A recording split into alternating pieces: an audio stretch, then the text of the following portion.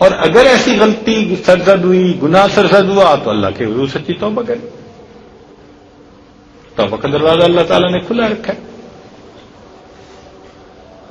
فقیہ ابو علی سمرقندی رحمۃ اللہ نے ایک واقعہ لکھا ہے. وہ فرماتے ہیں کہ بنی اسرائیل میں ایک عورت تھی جو بہت بد کردار تھی. اللہ تعالیٰ نے اسے حسن اور خوبصورتی بھی بے انتہا دی تھی، اور وہ بدکار بھی بے انتہا درجے کی تھی. پوری بستی کے برے لوگوں کے تعلقات تھے اس کے،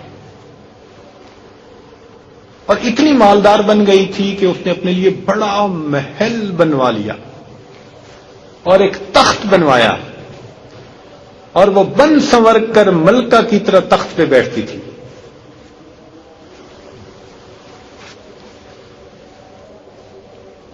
اور اس کے ساتھ غلط تعلقات رکھنے والے پورے شہر کے امراء تھے.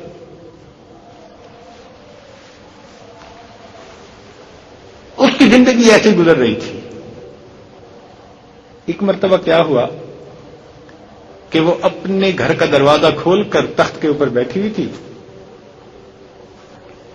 قریب کسی اور بستی کا ایک نوجوان تھا جو نیک تھا، عبادت گزار تھا. وہ ادھر سے گزرا قدرتن گلی سے، اور گزرتے ہوئے اچانک اس کی جو نظر اٹھی تو اس عورت پر جا کر، اور اس عورت کی ایسی تصویر اس کے دل میں چھپی کہ وہ آگے تو چلا گیا مگر اس کا دھیان ادھر اٹک گیا. اب وہ آگے گیا، پھر وہ اپنے ذکر میں، مراقبے میں، تسبیحات میں، تلاوت میں جب بیٹھا اس کا دل ہی نہیں سنتا. اس نے روزے بھی رکھے لیکن وہ خیال نہ نکلا. اس نے اپنے آپ کو تکلیف بھی پہنچائی، یعنی کئی دن بھوکا پیاسا رکھا مگر اس کے دل سے خیال نہ نکلا. حتیٰ کہ ایک دن اس نے یہ سوچا کہ جب اس خیال سے میری جان چھوٹتی ہی نہیں تو میں جاتا ہوں. چنانچہ اس کے پاس جو تھوڑا موٹا سامان تھا اس نے بیچا، اور اس نے اتنے پیسے تیار کیے کہ جن پیسوں سے وہ بدکار عورت اپنے پاس آنے کی اجازت دیتی تھی وہ یہ لے کے واپس چلا. اس عورت کے پاس آیا،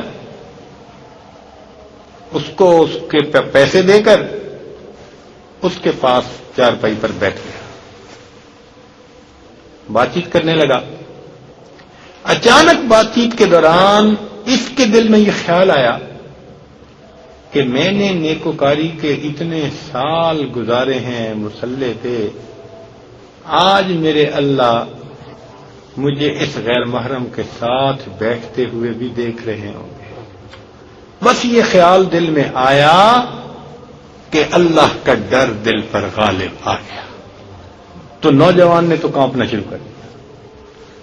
تو وہ عورت اس سے پوچھتی ہے کہ تم کانپ کیوں رہے ہو، تمہارا چہرہ کیوں پیلا ہو گیا؟ اس نے کہا کہ بس میری طبیعت ٹھیک نہیں. اس نے کہا اچھا تم جس مقصد کے لیے آئے ہو اپنا مقصد پورا کرو اور جاؤ. اس نے کہا نہیں. وہ بڑی حیران ہوئی کہ آج تک میں نے اپنی زندگی میں کوئی ایسا مرد نہ دیکھا جو میرے قریب اس طرح چارپائی پر آ کر بیٹھے اور پھر برائی کیے بغیر واپس چلا جائے. یہ نوجوان کیسا ہے؟ مگر نوجوان نے کہا کہ اچھا میں جاتا ہوں. اس نے کہا تم کون ہو، کیا ہو؟ اس نے بتایا میں اس نام کا بندہ ہوں، فلاں بستی کا ہوں، اور میرے دل میں یہ خیال آ رہا ہے کہ میں نے اتنی عمر مصلے پہ بیٹھ کے گزار دی، آج میرا اللہ مجھے تیرے ساتھ بیٹھے ہوئے بھی تو دیکھ رہا. بس اس کے بعد اس نوجوان کی آنکھوں میں آنسو، تو وہ چل پڑا وہاں سے. اب جو چلا تو وہ اس عورت کو جو تھوڑی دیر کی صحبت نوجوان کی نصیب ہو گئی وہ جو پاس بیٹھنے کی صحبت تھی اس کی بھی برکت اس کو مل گئی. تو عورت کے دل میں خیال گیا کہ یہ کنوارا نوجوان اتنا اللہ سے ڈرنے والا، جبکہ اس نے کوئی گناہ بھی نہیں کیا، اور میں تو سارے دن اور رات گناہوں کی مرتکب ہونے والی، میں خدا سے ڈرتی ہی نہیں. لو جی، اس کے دل میں نہ شرمندگی پیدا ہونے لگی، ندامت آنے لگی. اس نے سوچا میں کروں تو کیا کروں. دل میں خیال آیا کہ اچھا چلتی ہوں، حضرت موسیٰ علیہ الصلوۃ والسلام سے جا کے پوچھتی ہوں کہ کیا میرے لیے بھی توبہ کی کوئی صورت بنتی ہے. لو جی، وہ نکل کھڑی ہوئی اپنے گھر سے. اب اس کو تو بستی کا ایک ایک بندہ پہچانتا تھا، وہ ایسی نامی گرامی چیز تھی. وہ چلی اور جا کر اس نے حضرت موسیٰ علیہ الصلوۃ والسلام کو جو دیکھا تو وہ بنی اسرائیل کے لوگوں کو اس وقت نصیحت فرما رہے تھے. تو اس نے کسی آدمی کو پیغام بھیجا کہ حضرت موسیٰ علیہ الصلوۃ والسلام سے جا کے کہو کہ میں ان سے ملنا چاہتی ہوں. اب وہ جس کو پیغام دیا وہ کوئی بیوقوف تھا. کچھ پیغام پہنچانے والے بھی تو بیوقوف ہوتے ہیں نا، جو جن کو ڈھنگ ہی نہیں آتا پیغام پہنچانے کا. اس خدا کے بندے نے سیدھا جا کر ساری پبلک کے سامنے حضرت موسیٰ علیہ السلام، جی حضرت وہ آپ سے فلاں ملنے آئی ہے. حضرت موسیٰ علیہ السلام نے جو نام سنا تو آپ کو تو بڑا جلال آیا کہ لوگ کیا سوچتے ہوں گے کہ ایسی عورت ان سے ملنے آئی، ان کا کیا تعلق اس سے. تو حضرت موسیٰ علیہ السلام نے غصے میں کہہ دیا کہ اس سے کو چلی جائے، میں اس سے نہیں ملنا چاہتا. وہ بیوقوف جو تھا میرے جیسا، اس نے آ کے کہا جی میں نے بات کہی تھی تو حضرت موسیٰ علیہ السلام تو بڑے ناراض ہوئے ہیں اور وہ تو بڑے خفا ہیں تجھ سے. لو جی، وہ ڈر گئی. اس نے کہا کہ میرے بدکاریاں ایسی کہ اللہ مجھ سے پہلے ناراض تھا اور اب اللہ کا نبی بھی مجھ سے بات نہیں کرنا چاہتا. میرے لیے تو اب دنیا میں کوئی ٹھکانہ نہیں. بڑے اداس بوجھل قدموں کے ساتھ وہ وہاں سے واپس آئی. اب اسے سمجھ میں نہیں آتی تھی کہ وہ کیا کرے. اب وہ حیران تھی کہ اللہ کے نبی نے بھی میرے ساتھ بات کرنی گوارا نہ کی. میں اتنی بھی تو گری ہوئی چیز ہوں نا کہ وہ بات کرنا بھی نہیں چاہتے میرے ساتھ. چنانچہ وہ گھر آئی اور اس نے گھر کی کنڈی لگائی. کسی اپنے بڑے سے اس نے سنا ہوا تھا کہ جب بندہ اپنے رب کو منانا چاہے تو اس کو چاہیے کہ اس کے سامنے سجدہ کرے. چنانچہ اور تو اسے کوئی طریقہ آتا نہیں تھا. گھر کی کنڈی لگا کے ایک جگہ پر اس نے اللہ کے سامنے سجدہ کیا. دل سے یہ کہہ رہی ہوگی میں تیرے سامنے جھک رہی ہوں خدا، میرا کوئی نہیں اللہ تیرے سوا. اسے پوری دنیا میں کوئی اور نجات کا راستہ نظر نہیں آتا تھا. ہر مرد اس کو ہرس کی نگاہوں والا نظر آتا تھا.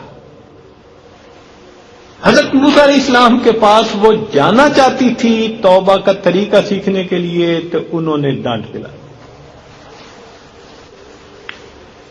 اور ادھر اس کا یہ حال کہ یہ دعائیں مانگ رہی ہے، رو رہی ہے. اب روتے روتے اس نے یہ نیت کر لی کہ میں آج کے بعد بدکاری نہیں کروں. بس اس نے جیسے یہ نیت کی اسی کیفیت میں دروازہ کھٹکھٹایا گیا. یہ گھبرا گئی کہ بھئی پتہ نہیں دروازے پہ کون آ گیا. اس کا خیال گیا کہ آنے والے آتے تھے میرے پاس، آج پھر کوئی آ گیا ہوگا. اب یہ چاہتی تھی کہ میں دروازہ نہ کھولوں، مگر دروازہ پھر کھٹکھٹایا جا رہا تھا، پھر کھٹکھٹایا جا رہا تھا. اب یہ ڈر رہی تھی کہ اگر میں نے دروازہ کھول دیا اور وہ کوئی بدکار بندہ ہوا تو وہ تو زبردستی مجھے بدکاری پہ مجبور کر دے گا. اب یہ اللہ سے اور رو رہی ہے، اللہ میں دروازہ نہیں کھولنا چاہتی. اور جتنا یہ رو کے معافیاں مانگتی ہے کہ یہ آنے والا چلا جائے، اتنا دروازہ اور کھٹکھٹایا جا رہا ہے. پریشان ہو کے بالآخر اس نے دروازہ کھولا تو کیا دیکھتی ہے کہ دروازے پہ حضرت موسیٰ علیہ السلام. حیران رہ گئی، حضرت آپ یہاں کیسے؟ فرمایا کہ میں نے خطبہ دے رہا تھا، تمہارا پیغام کسی نے بھیجا تو مجھے برا لگا کہ لوگ کیا سمجھیں گے کہ تم مجھ سے ملنے آئی ہو. میں نے انکار کر دیا. جب میں نے اپنی نصیحت کو